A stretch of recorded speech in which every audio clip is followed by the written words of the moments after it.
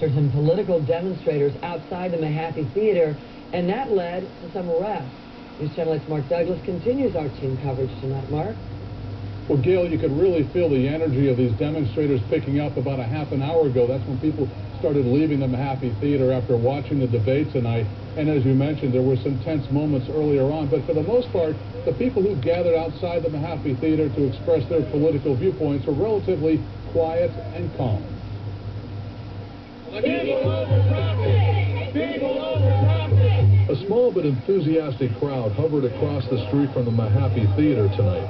We don't need any more politicians. More politicians. They stayed long after the rain drove away most of the people who gathered in nearby Pioneer Park earlier in the day for a unity rally. All this is about is you have to get involved. The reason why we are seeing the problems that we are seeing today is because we allowed other interests to take our system over. Tonight, homeless advocates are staging a sleep-out on the sidewalks near Mahaffey.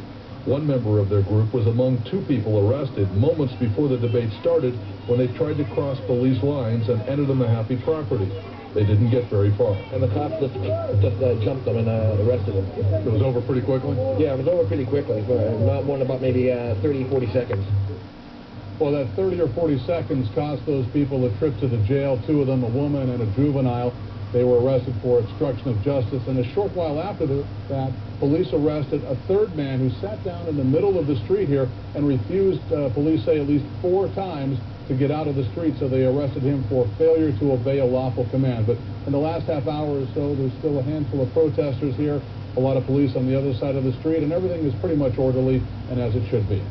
Back to you. All right, Mark, thank you. St. Petersburg police maintained a tight security zone around the Mahaffey Theater with dozens of police patrolling every entry and exit.